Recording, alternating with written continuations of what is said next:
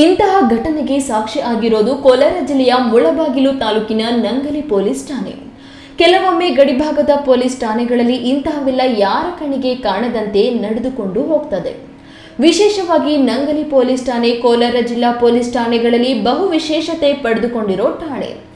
ಈ ಠಾಣೆಯಲ್ಲಿ ಹೋಂಗಾರ್ಡ್ ಆಗಿ ಕೆಲಸ ಮಾಡುತ್ತಿರೋ ಕುಮಾರ್ ಎಂಬಾತನ ಬಗ್ಗೆ ಸಾರ್ವಜನಿಕವಾಗಿ ಕೇಳಿದ್ರೆ ಎಲ್ಲರೂ ಹೇಳೋದು ಈತ ಹೋಂಗಾರ್ಡ್ ಅಲ್ಲ, ಪೊಲೀಸ್ ಪೇದೆ ಎಂದು. ಮೂಲತಃ ಆಂಧ್ರ ಹಾಗೂ ಕರ್ನಾಟಕ ಗಡಿಭಾಗದ ನಿವಾಸಿ ಆಗಿರೋ ಕುಮಾರ್ ಕೋಲಾರ ಜಿಲ್ಲೆಯ ಮುಳಬಾಗಿಲಿನಲ್ಲಿ ದಶಕಗಳಿಂದ ಹೋಂಗಾರ್ಡ್ ಆಗಿದ್ದಾನೆ. ಈತನ ಪ್ರಾಬಲ್ಯಕ್ಕೆ ಹಿರಿಯ ಅಧಿಕಾರಿಗಳು ಈತ ಹೇಳಿದ ಕಡೆಗೆ ಕರ್ತವ್ಯಕ್ಕೆ ನಿಯೋಜನೆ ಮಾಡಿಕೊಡ್ತಾರಂತೆ.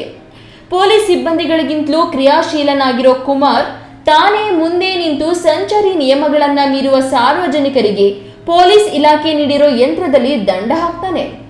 ಸ್ಥಳೀಯವಾಗಿ ಪೊಲೀಸ್ ಪೇದೆ ಎಂದು ಗುರುತಿಸಿಕೊಂಡಿರೋ ಈತ ಹೋಂಗಾರ್ಡ್ ಆಗಿದ್ರು ತಾನು ಪೊಲೀಸ್ ಪೇದೆ ಎಂದು ಸಾರ್ವಜನಿಕವಾಗಿ ಹೇಳಿಕೊಂಡು ತಿರುಗಾಡ್ತಿದ್ನಂತೆ. ಗಡಿ ಭಾಗಗಳಲ್ಲಿ ತಾನು ಪೊಲೀಸ್ ಪೇದೆ ಎಂದು ಹೇಳಿಕೊಂಡು ಸಾರ್ವಜನಿಕರಿಂದ ವಾಹನಗಳಿಂದ ವಸೂಲಿ ಮಾಡುತ್ತಿರುತ್ತಾನೆ ಅನ್ನೋದು ಸ್ಥಳೀಯರ ಆರೋಪ ಕೂಡ. ವಿಶೇಷ ಎಂದ್ರೆ ಈತ ಮೂಲತಃ ಕೋಲಾರದ ಗಾಂಧಿನಗರದವನು ಎಂದು, ಅಲ್ಲಿ ತಾನೇ ಸ್ವತಃ ಪೊಲೀಸ್ ಇಲಾಖೆಯ ಸಿಬ್ಬಂದಿ ಎಂಬುದಾಗಿ ಐಡಿ ಕಾರ್ಡ್ ಅನ್ನ ಮಾಡಿಸಿಕೊಂಡಿದ್ದಾನೆ. ಠಾಣಾ ವ್ಯಾಪ್ತಿಯಲ್ಲಿ ನಡೆಯೋ ಅಕ್ರಮಗಳಲ್ಲಿ ಪಾಲುದಾರನಾಗಿದ್ದಾನೆ ಅನ್ನೋದು ಸಾರ್ವಜನಿಕರ ಆರೋಪ.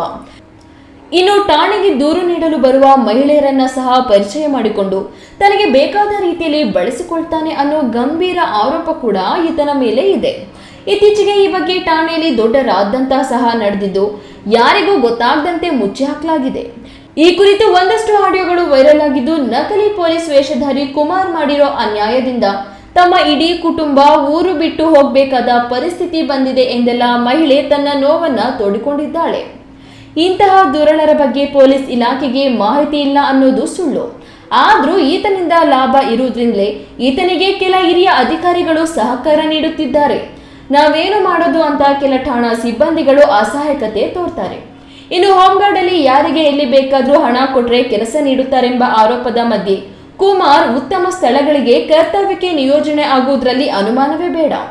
ಒಬ್ಬ ಹೋಂಗಾರ್ಡ್ ಪೊಲೀಸ್ ಸಿಬ್ಬಂದಿ ಎಂದು ನಕಲಿ ಐಡಿ ಕಾರ್ಡ್ ಮಾಡಿಸಿಕೊಂಡು ಇಲಾಖೆಯೊಟ್ಟಿಗೆ ಕೆಲಸ ಮಾಡುತ್ತಿದ್ದಾನೆ ಎಂದ್ರೆ ಇಲಾಖೆ ಎಷ್ಟು ಜಾಗೃತವಾಗಿದೆ ಎಂಬುದು ಬೆತ್ತಲಾಗ್ತಿದೆ.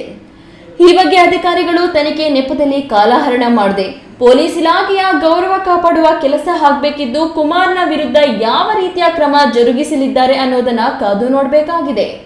ಸತೀಶ್, ಈ ನ್ಯೂಸ್ ಟಿವಿ, ಕೋಲಾರ.